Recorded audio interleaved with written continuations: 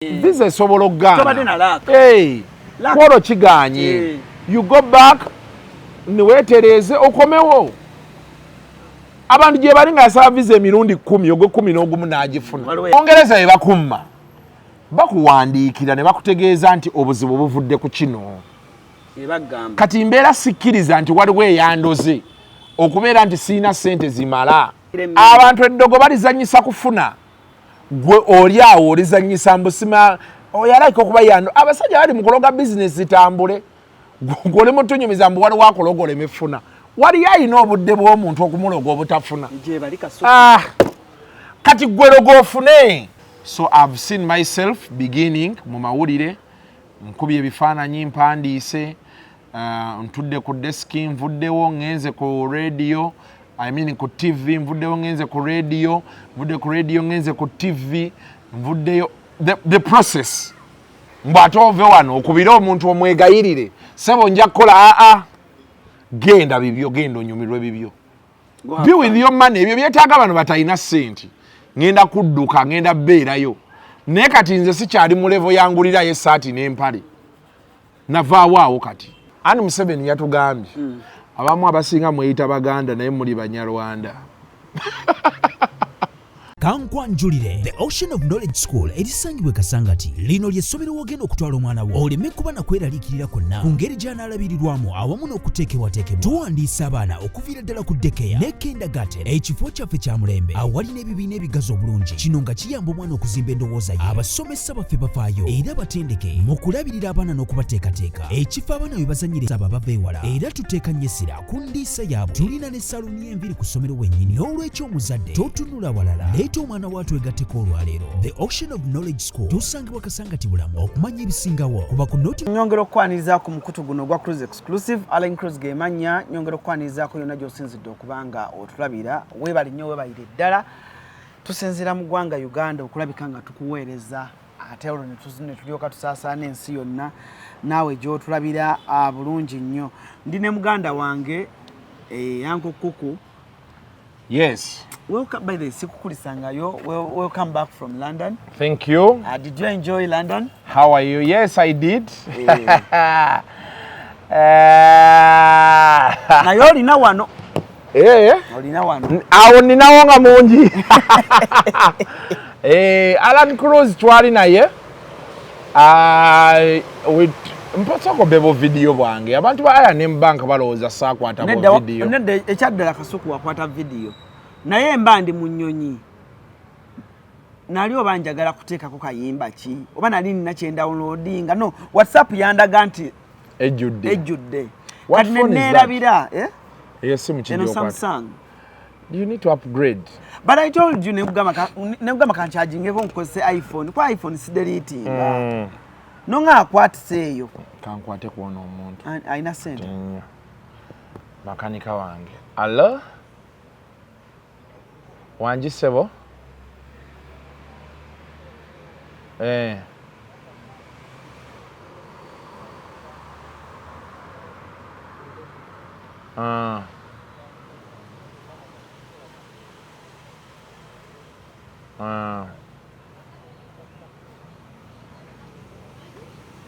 Yes, sebo.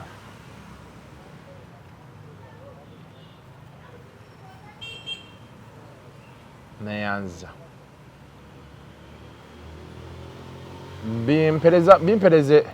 Bimpereze mu WhatsApp. Mbadde nkyashootinga ye. Kati omwana anaagimvugira n'agindeetera. Kale. Tugende mu maaso. Somna WhatsApp yange yali WhatsApp neyiika bwetyo. Which is okay. Babaita MI. I&M Bank. I&M Bank. Batusonyiwe. Naye musajja aka video yakakwata. Nengezaako nebanziriza content nga nina video omutwalo gumu n'ekitundu. Kati tekakomawo. Nazinoonya ne kagaana. Kale. Nene ngambe era omuntu ali blessed aba blessed kuba visa bakuwa visa ya myaka 2. Gye nalabamu. So, okyasobola okuddayo e London. Nera nenziramu n'enshootinga. Na shootingira Ntebe ssebo.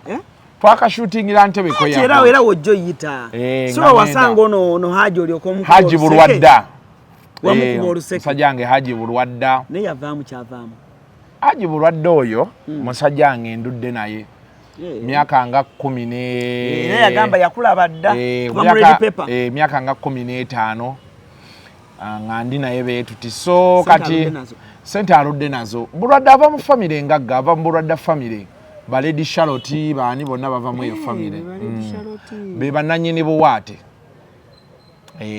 bogenda n'osoma ebyafaayo bya Buganda jjajja waabwe ye yasooka ozimba kalina mu Buganda era gyeri ebuwaate eyo gyeri ali mu bya property kati ali mu low cost housing gavumenti yamuwadde ssente bagenda kuba bazimba ennyumba ez'essente ntinitini abantu ba bulijjo babeere nga basobola ozikola project eyo gyeri e Rwanda ne UK yagikolako tezibeera bwerere as per se but you see they can build you a house gye wandibadde oyagala osulamu ku miliyoni nga 4 ne bagikuwera ku miliyoni nga 8 oba 5 kati gavumenti yo neeteekawo embeera eyo nti osasulayo obusente mpola mpola over a period of time giba esobola okwera emyaka oba 2 oba 3 nogenda ng'osasula mpola mpola paka wookola ki woomalayo the key word kati mu bintu ng'ebyo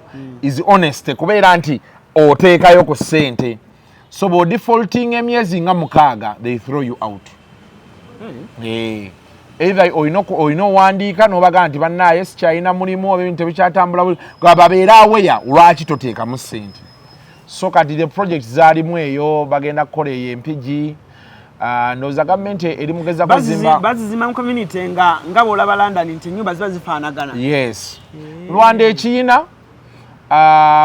biyamba nnyo mu ku addressing some of the problems of urbanization nalabye agenda bitandika empigi balina ndowooza eruweere eyo balina sides eyo emukono bafunye ettaka gavumenti egenda kuba ezimbako through him so is an okay guy kati abo abasajja nga babulwadde obalaba sitera nnyo kwagala musanga nti ate mpaayo ssente omaye kati ffe mu Uganda tulina ekizibu ALLANCRUZ kati wooli weesobola tewaliwo nsonga waaki bw'osanga prime minister olw'okuba omumanyi n'omuteeka ku pisto mpaayo miliyoni bayinza omuze gwa mpaayo gwa nnema ekyayo kati omuntu olina okumutuukako ng'olina ekizibu ekyetaaga okuyamba kuba olaba abantu bw'otandika ng'oli bw'omusanga kuwayo 2 5 obeera ogenda kufuna ekizibu ate oleme kukola ki oleme kuyambibwa kuba balowooza buli kiseera obasabiriza okitegeera so kati Bulwadde nsobola omusanga emirimu gye musanga ekinene ennyo tutuwala nitulya nitunywa baba bakuwaddeyo amafuta n'akuwa n'ogenda so si ye musajja ali awo gwe ŋŋamba nti namusanze nampayo obubiri otherwise kulikayo e London naye njagala okukuloopera njagala okugamba ebigambo bino Kasuku ate nga ganamole genkuwa matuufu abantu tebaali basanyufu naawe lwaki nagenda ku Royal Agency ku show ya Richmond ya Frigo Band gye twagendako abantu b'e London bagamba bwe bati bennasanga Kasuku yatusasuzza ticket balimba uliriza balanga show kuba bakusasula kuva ku pamiti ticket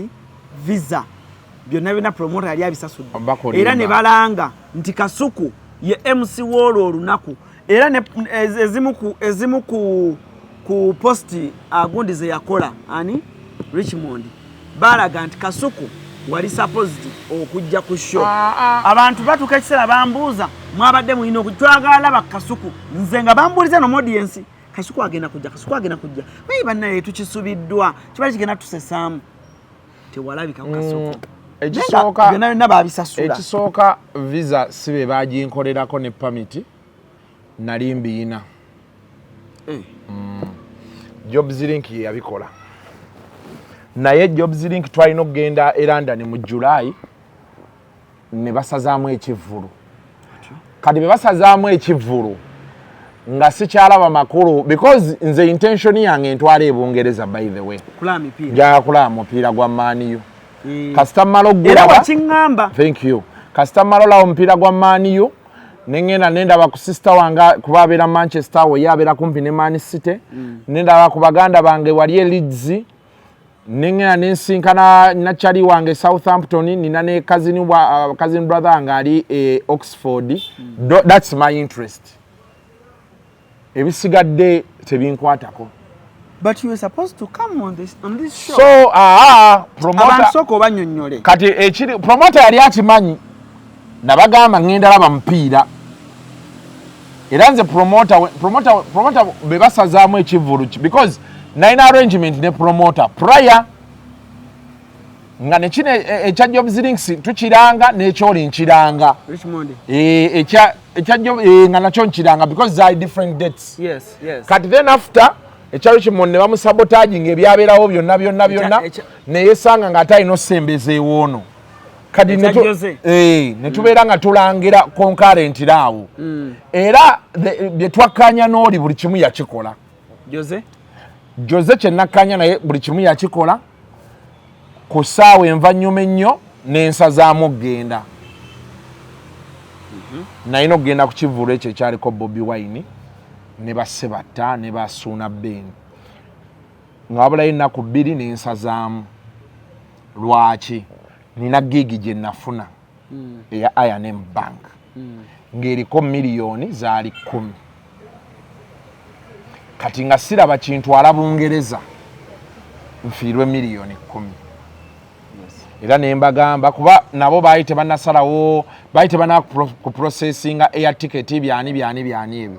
Era ne munnyonnyola Luchimo Ogondi Jose ne mga sigenda kusobola kujja because nafunye gig. Kati benfuna gig jukira ekivulu ekiriyo ekya Jose kyaliyo ngaye tuli mu international break ng'ate mu weekend eddako oba after weekend after week ate ekya Frigoro ekiriyo ate nga kwolwo Man U ezannya ne Chelsea.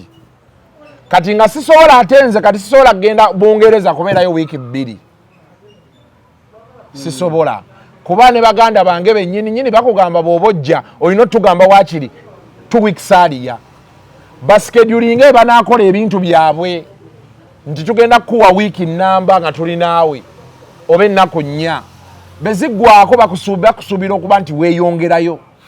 Yes ate nga batuufu ate emirimu gyabwe nali ngenda bbawaaki ate bakukubira essimu ne bagamba ogenda kujuloba MC n'obagamba yes nzija ngate oli London bagenda okulaba video oli Manchester anti nakeera ne ngamba kanve e London ngende eri nga the intention was nkomewo jukira nagezaako nali ngenda kulinnya Nnyonyi okuva Gatwick okugenda e Manchester nga flight eziriwo ezaali available even before nga booking eno nga zindaga ngenda kutwala 5 hours to get to Manchester zina we zi stoppinga ne zi boardinga kabando chichi benagenda kuza Heathrow ekire ekyo zaaliwo naye nga bana abalina okunvuga babasha bangamba Heathrow wala oshegede kyengamba okuva eno gye twaliwa eno kusaidia ya Gatwick kati omu ku bakyali bange abaali ne basha kwe kuŋŋamba nti tusobola okuvuga tukole road trip tukole ki tukole road trip ogende wa era twagenda tunyumya ne banvuga by road ne tugenda paka wa Manchester. Kati batutuuke Manchester oyo omusajja osobola ommubuuza nkommoze twabe London nga teri nkuba okuyingira Manchester ng'enkuba etonnya kati bwe yanteera tugenda olaba omupiira ekiro omupiira gugenda okuggwa gwagwa ssaawa nga meka 3 ez'ekiro 3 oba 2 ezeeri kuba eno zaali 11 zigenda okuggwa eri empewo nga mpitirivu enkuba nga etonnya nasanga Omunayuganda by the way nasanga Uganda nga 3 Manchester omu yali azze kukola asharing awo ku Old Trafford, omulala yali asoma, then omulala yanyingiza hotel football. Eri awo opposite Sabobi Charlton stand ya Bagari Nevo. Sajja mugagga nnyo. Nali ninda baganda bange kuba jamu abeera mungi. Abannayuganda jamu abeera mungi kati bo balina gye baali bapaakinze nga balina kabaala gye batudde nga beguggwa tukubire tujje tukusange kati ekisaawe kikala abantu bagenda kati ngenda across awo ku hotel football nali nyimiridde awo omusajja nga ali munda nangamba jangu ne mugamba kinampandikira ku simu Kasuku yingira kati bena Kasuku yingira ntegeera nti ono ategeera Oluganda nengenda ku reception nenyingira nentuula naye awo ebyokunywa ne bikaaba nanyumizamwawo omusajja mugagga weeyo yali angulira ebyokunywa sebo nga bya bbeeyi twatuula awo ndoozi essaawa 4 hours ne baganda nge bajja ne batwegattako ne tunyumya twavaawo awo ssaawa ndooza nga 7 gwa kiro nga tuddawo mu kabaala kaabwe nga tulya tunywa mu hotel awo munda abantu bakusubwa nnyo kulaba kati abantu kati I got distracted but abantu be London I still love you you're still my people and there's always next time we tuli ekitegeeza biuzo wali wazesasulira ewa wajja ku trip yonga ku trip bansasulira anti Jose yali abisasula Jose bamprocessingira visa air ticket omukuru oyo n'agisasula Richmond he is a very good person then Uganda Airlines ne bangamba nti no Kasuku you are VIP please enjoy business class ningina n'entuula this the difference nondeka mu economy but because you are ALLANCRUZ you're not Kasuku so that was it yes nakunoonya tugendeko eri ewa DJ Age kasikulaba DJ Age yani DJ Age ono bebeje yakyala oyo guy walk street kankwate president nyagwa His Excellency yes sebo jendi sebo lyotya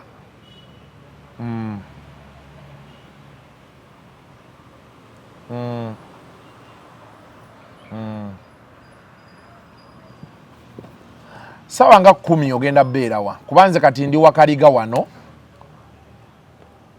nzije Makerere kale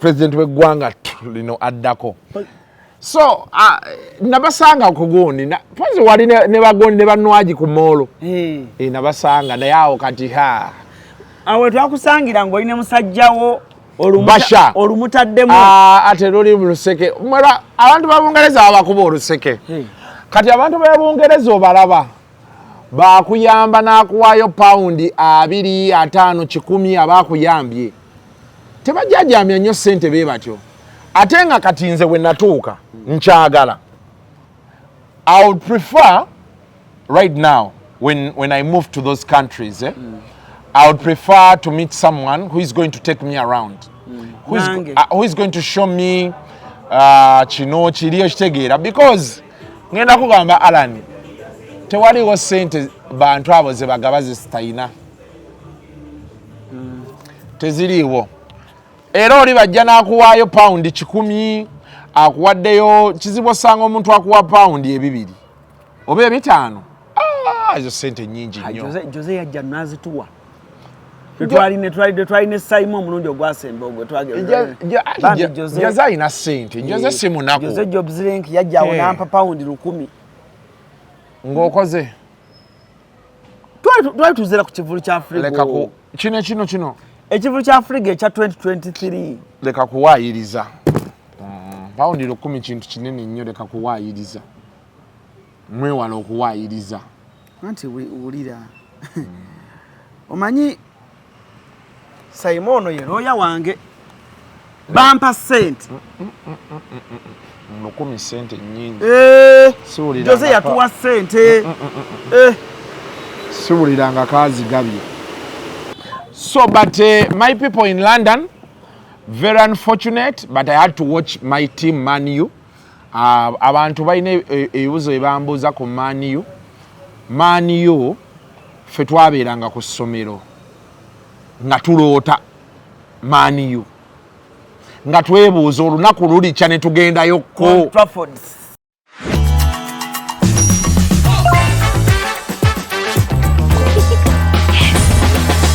Kati abantu abatategeera mupiira na kitulimu tebakitegeera. Kiringa bolaba cranes olaba wano ku AFCON wano bino bye tuba tuzanye ebya kyani. Emirundi gye ngenzeeyo ntegedde lwaki waliwo omuntu afiira okwagala okujja mu kisaawe okulaba cranes. The experience ndala ngolaba cranes experience ndalamu okitegedde. So kyengezaako kubagamba bonna abali eyo nti bw'olaba ngenze Manchester nsaasira naye si nti sibaagala, mbaagala nnyo abawagizi bange abali e London, and next time kasita tewabeereyo omupiira anti ebivulu bibeerayo ku Saturday, anti guyinza obeera omupiira guyinza obeera ng'ogwa maaniyo gwa Sunday. Guli omulundi gwe nasemba obeerayo ekivulu kyaliyo Saturday omupiira nga gwa Sunday. Jose yali ategese, si Jose, waliwo omwami yali promota nga yakatandika yatwala Walukaga, Maria Mundagire, Lirupazo ne Pastor Bugembe.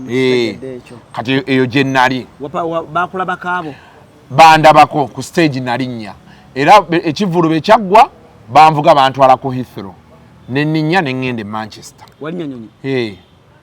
Nate nyonyi yawo ya pound nga 152. Anti nze badde manyi walinnya train. A train nagirinnya gwasooka and I didn't like it. You didn't like the experience, train zaabwe zirimu emisinde. Nagenda ku Euston. London Euston. Waliwo gye nasookerako ali ne bagamba si weewano.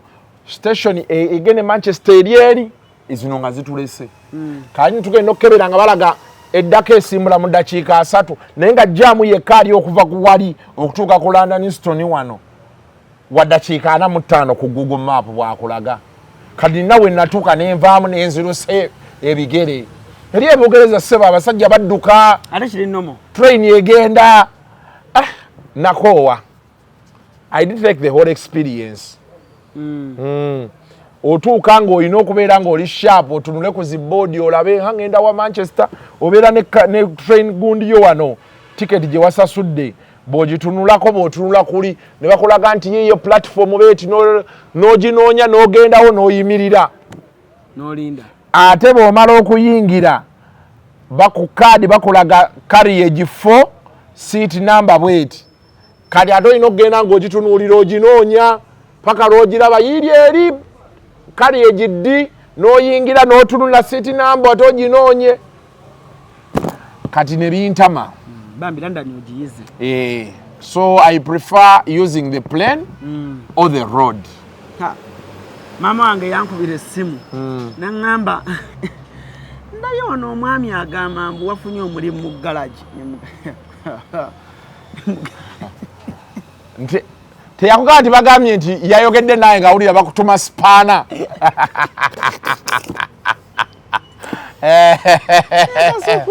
Kasuku olina wano. Obulamu tubutambulisa. Jegerizi naŋŋamba Kasuku oyo tadda. Oyayiseemu. Abantu bayitamu. Ruth nga tewamulabako. Ruth sayina programu naye. Tewamukubira ku ssimu? Saamukubirako. Sayina programu naye. Wakola bubi nnyo. Ate lwaki mba nakola bubi naye? Mukwano gwange naye anti kyolina omanya kiri beekiti. Eri ebweru tewalinga wano nti simanya oliwa. Oli kyali wajjala kanzijaawo. My friend. Okuva wano distance y'okuva wano genda ekyali wajjala sente z'oyo kyawo. N'omuntu okuwa obudde akuvuga okuva wano paka kyali wajjala. Obimanyi. Kati gwe mbasaakoze naye programu. By the way nange ekisinga okunkalubiza muntu kuŋŋamba nti jangu ndabeko. N'omubuuza okay. CRUZ njagala kukula naga kati linnya train ogenda ku station wetu linnya train oviremu wano oviremu ku station wetu mpulira ddala nga tubimaze era oŋŋamba tumaze. Ate kati jjukira ffe kati luli mbadde nga siina ssimu sina wifi nga sina line yeri kuguno omulundi bagimfunira bagikuwa wano kugundi muganda wange yagimpa wano muganda wange alina line ye yaŋŋamba teekamu eno nanteerako data kati nembeera nga buli wenzira onfuna nga internet kweri ne direct call kweri no abaali benali neetaaga okulaba bonna namba za nali kyasinze okunyumira okulambulako okubeera mu England ndowooza Southampton wagendako mu centro yaabwe nejuzi gye nasula nasula ku Leonardo Hotel Southampton gye nasula it's a very beautiful place nakagendayo emirundi ebiri but it's a very good place. It's quiet. I think it's one of those places byenalabye byensobola obeeramu. Southampton. Nayagala nnyo Brighton. Nagendako ye Brighton naye wasirifu. Brighton naliyo ku luno but I found it a very old place. Wakadde kyekisooka wasirifu nnyo. Nnyo.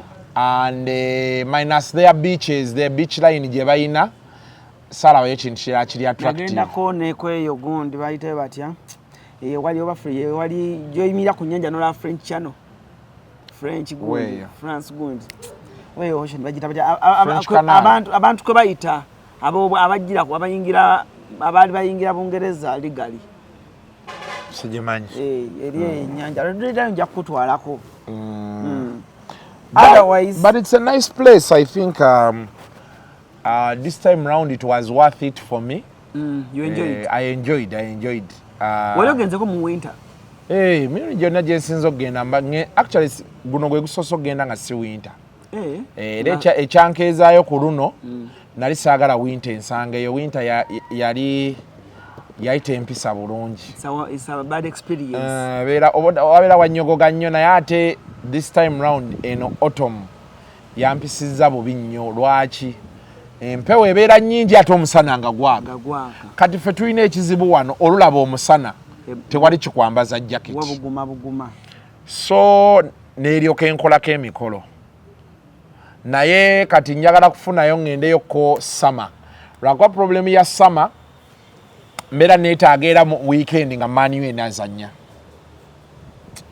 ne Kasuku olaba nabadde awo neŋŋamba mukama onaleese intaneti eno twalitambuddeko ddi awo kutambula twanditambudde Kasuku intaneti ebyanguyizaamuko gwe Kasuku gwe biri ebiseera wabirabakoko nga abantu bagamba olina okugenda ewa HR akuteereko omukono kampuni gyenkolera nabikolako nange nabikolako kyokka n'ogende wa HR n'amanya nti obadde ogenda nga Belgium oba wa ne HR n'ateekako nibaga agende wa MD MD n'azimbawo omutima gomanya abantu abali mu kampuni eyo kye bayitamu nkimanyi naye kati ssaawa zino it is yo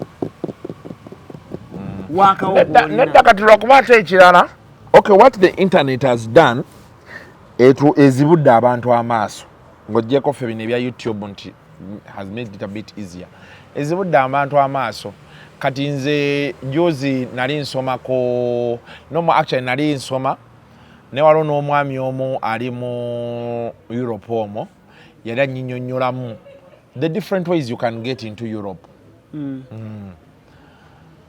kati ffe lwakuba tulowooza olina kugenda ku visit visa okitegeera kati ne beebeera Bungereza kasita ofuuka member wa Man U which is online kati tebikyali physical you download their app you become a member nobeera ne bank statement yo ng'ekwatagana eraga kuliko ssente osobola okwebeezaayo eri osobola okusaba tourist visa n'ogamba ngenda kulaba mupiira gwa Man U n'olaga nti ndi member era ne tiketi yino nagisasudde kati goli member nze ndi member era kati bema njagala kusaba visa eddako ngenda kukozesa Man U ngenda kulaba mupiira gwa Man U mbateereko ebifaananyi nga ndi ku Old Trafford sente ntini okusinziira ku level kwoli basobola batandikira ku pound oba 10 sente ntini kati just tulakuba nti abantu baffe batya abantu babatiisiza nnyo ebintu ebisinga ate ekyokulala kati we don't keep records kyenalabye especially financial records nti tukyali nnyo mu informal way of doing things wano kati weesanga ng'omuntu alina miliyoni 4 naye nga embassy beemubuuza wazifunye otya tasobola kujustifyinga ate nga bebyo ebibuuzo babibuuza nti bino ebina wabifunye otya togenda kukola money laundering biki bwotyo waliwo omugagange gwe bamye visa kisoboka nga buli kimu kirina nga ngamba naye CRUZ ne banyima gwe ne bakuwa anti kubanga kati ebintu byabikola informale kati singa omugagga alina ekizimbe kati omuntu bw'obeera n'ennyumba ze ez'abapangisa n'ogenda ku embassy n'obalaga ekyapa ky'ettaka kiikino n'ennyumba ku ttaka okwo kuliko ennyumba z'abapangisa bweziti era buli mwezi basasula ssente beeziti nga bireflectinga mu bank account yo newobeerawo beezi ng'oyingiza miliyoni 10 omwezi tebasobola kukuma visa ne 10 nnyingi okitegeera kuba bali abazungu bo bakolera mu systems kyenalaba era omuntu yenna ali eyo olina okufunayo bank account nga buli mwezi eyitako ssente bali banyimyeko visa visa ya Bungereza gye nasooka osaba baginyima Johnny Walker yali atutwala Johnny Walker nali influencer wa Johnny Walker nga batutwala Johnny Walker nga buli kimu ekitukoledde itinerary biki byonna Brewery neegaana oteekako bank statement yaayo eraga nti abantu bano facilitation ffe tugenda obbaliisa n'obbanywesa kati bagenda obbitugamba nga noza batugamba wabulayo wiiki nga 2 tugende mwezi of course kati nga ebiseera ebyo sayina bulungi nnyo ssente nga weetaaga ate okuteekamu akukolera paperwork biki tiketi baali bagenda bisasula byonna eri bino ebisigadde kuba baali batuwadde air ticket nga bagikuteredde mu bagibuukinze woonoosula byonna kati wano mu paperwork mu kujjuza ebibuuzo balina ebibuuzo bye babuuza nga bifaanagana naye nga engeri gy'obiddamu ne bannyima bagamba ssente ze tulaba ku akawunti yo tetuli sure nti tojja kulya ssente za wa musolo eri okitegeera era mu gurupu eyo twali abantu nga kuba batufunira ne express appointments twali abantu ndowooza nga 15 twali nga 4 abataafuna ku bantu 15 twali nga 4 ne tutafuna. How was the experience? Visa nga bagiganye first time. Kati safaayo lwaki kuba bangana nengamba boss lady ebiseera ebyo kati boss waffe walala ne mugamba waye nanga nti gende w'omwami ono babikole mangu biteekemu tuddemu tusaba express biki ne mugamba nedda tekyetaagisa kuba ensonga baali bagimpadde nti ssente zennina okusinya ebalaba ssente zenfuna omwezi n'eziri ku akawunti tebakakasa nti siituuka eri kukozesa ssente za mwiwa musolo kati nga benziramu n'ensaba mbeera ng'atadde omutwe omanyi bino bi ostrich biteeka omutwe mu musenyu akabina ne kakireka wabweru reason bagimpadde kati era ngenda gikyusa nti amangu ago ngenda baba bank statement ndala system zaabwe zaali zigenda kunzigalirayo nengamba ekyo kiganye shauri yako because me I'm a firm believer Alan that when the time is right what will happen for you will happen era nze Alan ndwawo zimba omutima ku bantu ndwawo ne bembeera nguzimbye ne kuba mangu mu mutima nenga nti ekyo tekibadde kikyo lwaki kuba nze mbaddewo I've gone through the process to where I am sina wembuuse so I've seen myself beginning mu mawulire nkubye ebifaananyi mpandiise ntudde ku deski nvuddewo ngenze ku radio ku TV nvuddewo ngenze ku radio nvudde ku radio ngenze ku TV nvuddeyo the process ogiraba. Unfortunately ekintu Katonda kyada kyanyambyeko nti it works out for me. Process netambula nga bweyina otambula. Yes, mubeeramu ebikono ne wano ne biri, but you keep seeing processing ekola ki. So oluusi ekintu bwe kigaana, I tend to understand that maybe there is a reason why it has done what.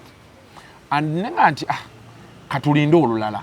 Naddala nze olaba nze sikiriza nnyo mu bintu bya kwerogosa ebyo. Busimaya oba wali wakuloga oba naddala ku kintu kyendaba nti mbwe bintu tebitambula kyalika waliwa. Because omuntu Bungereza ye bakumma bakuwandiikira ne bakutegeeza nti obuzibu buvudde ku kino. Kati mbeera sikkiriza nti waliwo eyandoze okubeera nti siina ssente zimala ku akawunti yange. Kati ntegera butegeezi nti kankiweemu omwaka kanzireyo nzimbe. Okitegedde? Yes, kati ssente zitandika oyita ku akawunti zite because reason why bagikoze eki? Kyekimu ne ku embasa ya America. Nagenda ku embasa ya America okusaba visa ne baginnyima. Ne kaluma. Nze tekyannuma lwaki kuba ensobi nze nagikola. Omukazi yambuuza ng'oggyeko South Africa. Nsi oyina ensi gy'ogenzeemu endala. Ako kennyini. Okitegedde? Kebambuuza ku America. Kati ate ne ŋŋamba nedda, omukazi nange ate ndaba wano Dubai. Ne ŋŋamba bannaaye mbadde mbyerabidde. Okitegedde? Kati nategeera nti ensobi nze njikoze eki. It was harsh, but then I realized it was my bad. Nenkireka. Ekyo nenkivaako. Kubanga nze yambuuza ku America. Yambuuza, Mr. Allan, have you visited any European country? I think that was 2021. Nali sinaba. Nga namu, no, 2022. Nga namu South Africa, ninamu ne Dubai. Ne mugamba, no, I've not visited any European country. Akolat.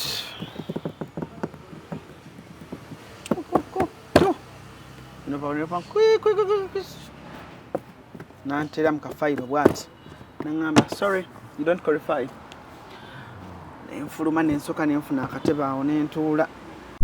Wano ku Hasi Beauty Parlor tuli bakafulumu kulabirira n'okuyoyota ensusu.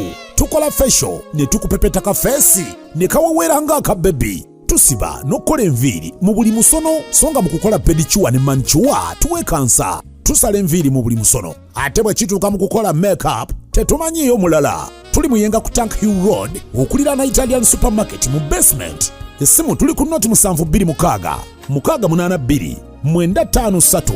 Teweerabira saluni egenda okujjayo bulungi bwo n'ekitiibwa kyo ye Hasi Beauty Parlor, a world of beauty. Naye kati anti ebintu bya visa obiraba okujjako ng'olina bizibu wano. Ojja n'obalaabalamu n'ogamba owaayi eri ensi yaabwe n'okireka.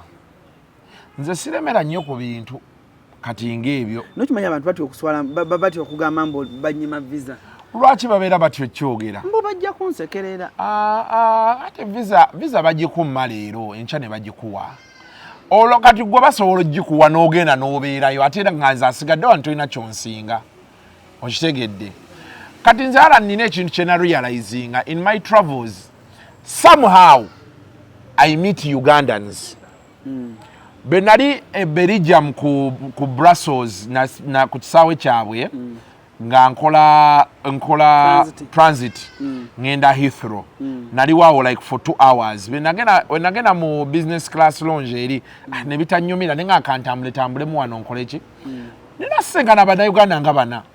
Nga beeyo abamu baali bajja Kampala abalala bagenda America bwe batyo. Nga endaba gye balabamu ebintu ndala nnyo. Omusajja nga ali hapo okulaba Kasuku. Kasuku tukulaba ku YouTube biki n'otuula naye n'atandika okunyumiza ebintu. nga mentality yaffe gye tuliko abasajja ebintu bye balowooza birala nnyo kati when you engage those people kale oyo omusajja oyo gwe nasanga ku hotel football pakati njogera naye juzi yampeerezaayo sente naye ebirowoozo bye birala nnyo engeri alabamu ebintu talina budde bukolima talina Uganda yagivaako nadda mu bibye ayina sente zesibe bano abantu ab'okwigatta okitegeera kati nina ekintu when you interact with those people n'engeri gye balabamu ensi n'ebisigadde when you go back to your hotel room and you sit and you understand the privilege you have of being where you are, you tend to realize that certain talk nafu okitegedde Alani ffe wano tukyalina embeera mbu omusajja bamumye visa sima bamuloze tewali yakuloze musome bw'oba ogenda Bulaaya toyogera nti bw'oba ogenda Bulaaya toyogera there will be a reason why you're not going. Either you are late because you know you have to take the flight. If you know you have to take the flight ya saa 8 beerawo saawa 5. This is a plane, it's not a taxi. Senga wa Akuloga yekuganyokera ku kisaawe mujja wa mama wange okitegera kyenkunyonnyola visa bagikuma, they give you the reasons. Kati bana there are people who have made it look like going abroad is, yes, it is the ish, but for us who have been there after a week, you want to return home. Okujjako nga waliwo ekikusibayo oba kitegeera nena abaliyo abo bennyini nnyini abamu baagala kudda wano embeera eri si nnyangu obeerayo ng'olina kati omusajja gwenkubuulira ayanyinyonnyola ayina ennyumba egayaze eyo yateekayo faamu buli kimu yabindaga nga he's a guy who is okay ayina bizinesi ze wano zimuyingiriza ssente era nagamba mu December benzija sente bizinesi zireeta omwaka mulamba zendyako naye kati yate yaŋŋamba nanga Kasuku problem gye nnina ojja Uganda n'ogitambula mu wiiki 2 nga buli we bagamba nti waakabi otuuseewo ogenze Jinja ogenze Mbale balinnya Bunyonyi n'ava wano n'agenda Queen Elizabeth n'agenda takai sente ng'oziyina ng'akasi kali limited. You can imagine. Otegera You can imagine that lifestyle. Taina watamanyi. Kati ffe wano ffe tweteekako embeera ebyo ebintu by'ekisiru. But you keep quiet and you know. Bibeerawo kati ebyo ebintu ebyo biraba by'abaavu. Naffe twabikola nga tuli baavu. Ebyokola ki? Ebyo ebyokugamba mbu sima waliwo akuloga sima waliwo until you come into the real world. Mbuze kasente zimbuze waliwo andoga waliwo anfuire mbi. Abantu Edogo balizanyisa Kufuna. Gwe oli awo olizanyisa mbusima oyalaika okuba yando abasajja bali mukuloga business zitambule gole mutunyumiza mbu waliwo akuloga olemefuna wali ayina obudde bw'omuntu okumuloga obutafuna je bali Kasuku kati gwe logo ofune waki obudde obuteeka kwa kuloga oleme butafuna that thinking nfu sigamba nti okuloga tekuliyo gwe oli baba akuloga butafuna gwe weeroga ofune gwologa kikyo kufuna atwalenga boyingiza ate anaamalako bwaba batingwa eriyo eryokufuna bwe limuzaayo okitegera kyegamba so kati ebyo ebintu bya just bya buusa byogerwa baavu mbofuna visa toyogera byogerwa baavu tolaga bintu byo be bamanyi tolaga nyumba yo ennyumba yiyo this your house tolaga makago abantu babi ne abantu babi babere babi nga siba obubi bwabwe bo nga balina gye basula buli aga nti abantu babi mulogo this is your house nti wagizimba ebeera etya house teringa busolo nti obukweka ALLANCRUZ ne benkukuta n'ennyumba kati n'engizimba neggwa someone will know yo neighbor kati nze nina abamanyi eri gye nazimba gye gyange gyabeera omuntu nakkubiranga owaye ndi wano ewuwo kati mbongoli averinga nga nategedde Kasuku gye yazima mu kipya nnyo ku kyalo mbeerako bwomu bira bya kisiru. Don't listen to those people. A house is not like a penis that you're hiding it inside. It's like a car. Tosobola kuweka mmotoka alani. Era wajja kuba wakula nti ogivuga. Buy that car from your sweat, enjoy it. Bino abantu yebateeka ku bantu bya kisiru nze nkubuulira. Abantu kati gwe kati wali owuliddeko ka Museveni agamba wali amuloga. Naye kati gwe omanyi abantu abaloga Museveni. Obamanyi? Ng'oli aloga mulozi Museveni amwagale. Obamanyi abantu bameka? Kati ebyo byakumala budde. Abantu batandika olowooza positively. Bakumye visa kiganye. Visa esobola okugaana. Tobadde na laka. Kwolo kiganye. You go back, niweetereze okomewo. Abantu gye bali nga yasaba visa emirundi 10 ogwe 11 n'agifuna. Waliwo yaŋŋamba naŋŋamba lanimani nakulabe France neŋŋamba iba nange Schengen oyo mufuna ntya naŋŋamba lani baali bakumye ku visa ne mugaba nyima visa ya America. Ne Richmond yajja bambi okunfunira visa yasooka ne UK ne sibiri nako. Nga sibiriiko nze nga nabiva nakwera namugamba nabivaako. Nabikowa. Sembera yeeyo. Otherwise wama are dreaming ogifuna continue praying. You get? Ni Schengen genda yoko bambi olayo ku bantu be Schengen. Ngenda gende Schengen. Ngenda gende Schengen. Njagala tukeke Netherlands eyo. Njagala olayo musajja wange. Ati bantu bemmanyiye eyo. Musajja wange Isma Pro. Jali eyo. Obuzibu bwe nnina Richie MC Richie. Obuzibu bwe nnina siinayo bantu bemmanyiye eyo. MC Richie ajja kutambuzamu. Siina nnyo bantu bemmanyiye eyo kye kisooka. Nsiti yosinga okumanyamu abantu. Mu Schengen. Mu Schengen. Germany. Noza Germany. Banji mukko. Noza Germany. Naye era abantu seetaaga bamanya. Neetaaga kuba na ssente. Kuba okumanya abantu abangi era abatagenda kuwa ssente obeera omala budde. Yes. What does people do at most? They take you for fine dining. And me, those are things I want. Njagala kufuna those nice restaurants, ngende ndambule ku bisaawe by'omupiira. Enkomewo wano e Kampala. Ne kati ebintu byonna byonna ogenda obbiraba olaba. Wiiki ng'ospendinze $5,000,000. Ya kituufu. Kati bw'oba ospendinze $5,000,000 ojja ne weebuuza kiki ekikumanyiiza omuntu. Mbw'ate ove wano okubire omuntu omwegayirire. Ssebo nja kukola genda bibyo genda onyumirwe bibyo. Be with your money. Ebyo byetaaga bano batalina ssente. Ngenda kudduka ngenda beerayo. Naye kati nze sikyali mu levo yangulirayo essaati n'empale. Navaawo awo kati. Era bw'ogigula oba ogiguze. But I can afford the essaati n'empale. Omujozi gwa United. I can £120. Can afford it. So why should I, Bambi DJ Moze bambi yangulira omujozi gwa United. Original Jazz. Thank you so much. Nefuna yo budde ogendeke Manchester. Oli muwagizi wa Man U. Ndi muwagizi wa United. Naye obuzibu ye. Wa Man U tekuli deep nnyo. Bro. Njagala nnyo Manchester United. Nnyo. Kati funa yo budde ogendeyo. Naye njagala omuntu anvuga ate nagenzo sinkana Moze yakutwala ng'obudde buweddeyo nga nkomawo nga nti naye nga Moze yali aŋŋambye okuntwala okunvuga ngenda mpira nkomye obyenjagala naye kati abasanga bagamba akulati CRUZ tugenda nya train mpulya bane train sijegombako era sajagalako train nange sijagala train sijagala otherwise nali njagala kukubuuza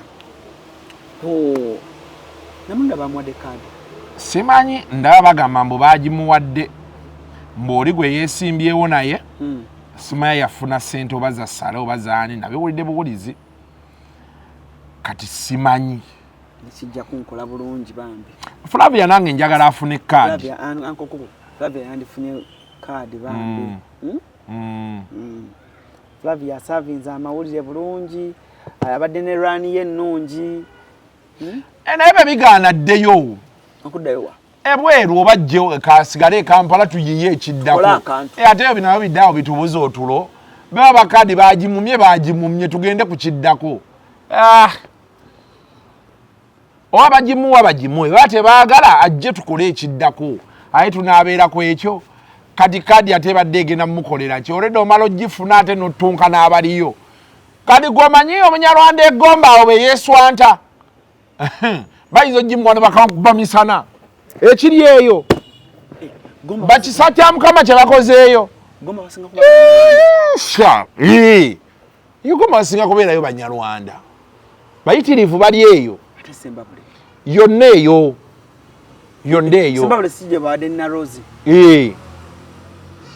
naye narozi yalina okukola times 4 namusanyukiddeko nnyo kaadi yagifunye naye aba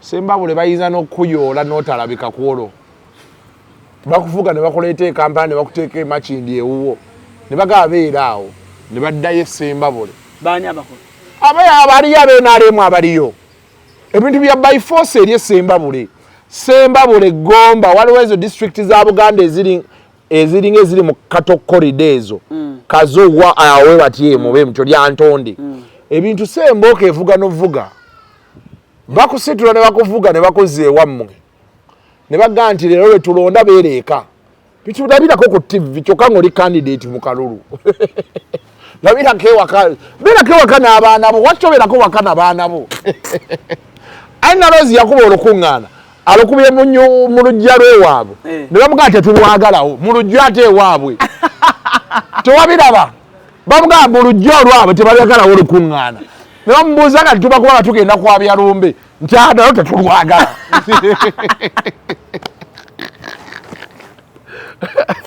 so ati bino nasakaso yonna mukoyi namulindo abamuwa kaadi bagimuwa oba tebaagala bagisigaze Gomba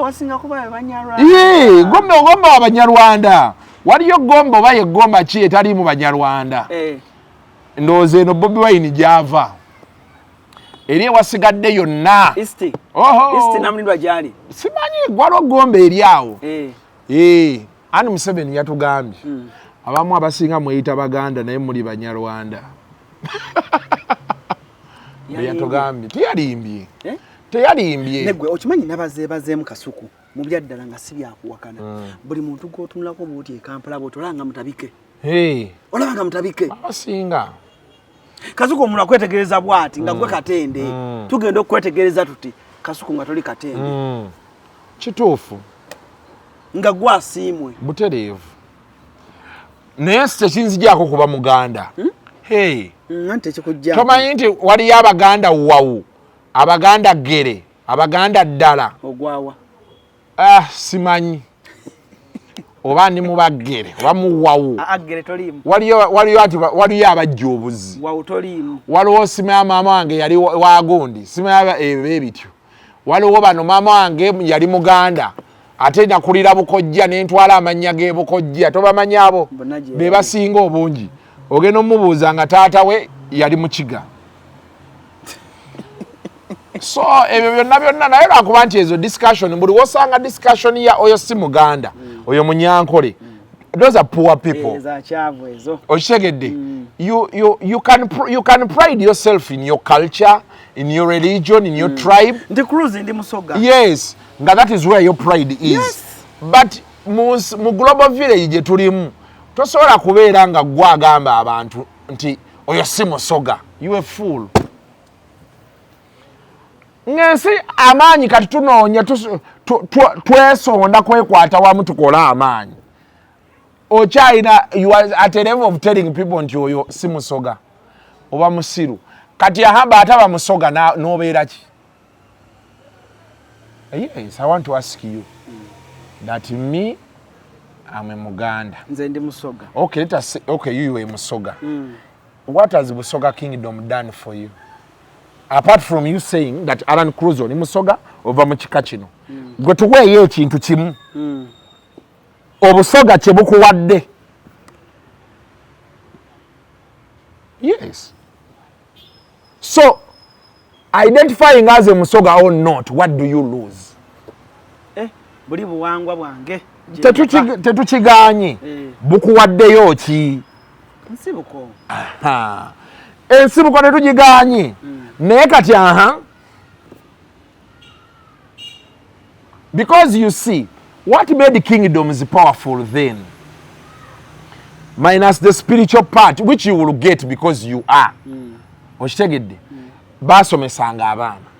Bazimba batwalanga abaana mu malwaliro bagabanga ettaka bali abantu balimeko n'ebisigadde. Olunaku olwaleero Busoga yakuwadde olimewa. Akyenkunyonnyola. Ate ogenda okusakati nze Katende. Abamu ku bankoledde ebintu ebirungi ebikyusizza obulamu bwange ate Basoga. Yes.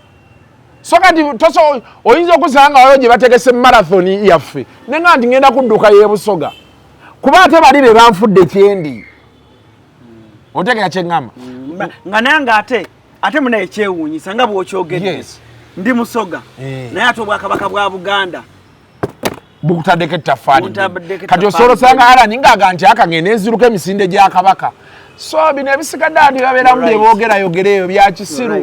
You're right. It is being miniature. Ebitakwatagana ndi. I just look at them as I don't talk. Omanyi nze ndi Muganda. Kale webale nnyo. But you slept hungry. Omubuuzi oli Muganda ocontributinze eki ku Buganda n'obwakabaka bwa Buganda. The fool can't tell you. But the people who are not Baganda, they are taking things there in Buganda. They are giving money, tangible stuff, sir. Ettaffaali balitaddeko. Leave the fools. Tugende. We leave them? Yeah, leave the idiots. Checho. So anyway, yeah. Nga tumaliriza show yaffe eno ennungi ennyo guno omwaka. Gubulake badamanyi tumaze. Tumaliriza. Nyange nasanga president waffe. Captain Munyagwa. General. Ye president Munyagwa. Si General, si Captain, President. Oh, okay. So my people in London, I'll be seeing you soon. Visa ekyaliko. Visa nagiraba mu katabo ng'ekyaliko. You can still travel to London again with your family. So, mubeere bulungi mweraba. You don't want? Babeere bulungi beeraba. Sijja kwetaagisa. Kale, for now musebe bulungi mweraba. Kankwanjulire The Ocean of Knowledge School erisangibwe Kasangati lino ly'essomero wogenda okutwala omwana wo oleme kuba na kweraliikirira kwonna ku ngeri gy'anaalabirirwamu awamu n'okuteekebwateekebwa. Tuwandiisa abaana okuviira ddala ku dekeya ne kindergarten ekifo kyaffe kya mulembe awali n'ebibiina ebigazi obulungi. Kino nga kiyamba omwana okuzimba endowooza ye. Abasomesa baffe bafaayo era batendeke mu kulabirira abaana n'okubateekateeka. Ekifo abaana we bazannyira ekiyonjo ekibayamba okusitula obusobozi bwabwe. Songeera abaana baffe tubasomesa ebintu eby'enjawulo okuli music, okuwuga, fashion and design, ebyokufumba keeki n'emigaati, ssaako n'ebya tekinologiya. Entambula weeri ku ssomero okutambuza abayizi abo abava ewala era tuteeka nnyesira ku ndiisa yaabwe. Tulina ne saluni y'enviiri ku ssomero wennyini. Olw'ekyo omuzadde totunula walala, leeta omwana wo atwegatteko olwaleero. The Ocean of Knowledge School tusangibwa Kasangati Bulamu. Okumanya ebisingawo kuba ku nooti 7 nooti 6 5 nooti 1 nooti 32 ne nooti 7 6 3 2 7 3 8 3 7. Wano ku Hasi Beauty Parlor tuli bakafulu mu kulabirira n'okuyoyota ensusu. Tukola facial ne tukupepeta ka face ne kawawera nga aka baby. Tusiba n'okola enviiri mu buli musono, songa mu kukola pedicure ne manicure tuwekansa. Tusala enviiri mu buli musono. Ate bwe kituuka mu kukola makeup tetumanyiyo mulala. Tuli muyenga ku Tank Hill Road okulira na Italian Supermarket mu basement. Essimu tuli ku nooti 726 682 953. Teweerabira saluni egenda okujjayo bulungi bwo n'ekitiibwa kyo ye Hasi Beauty Parlor, a world of beauty.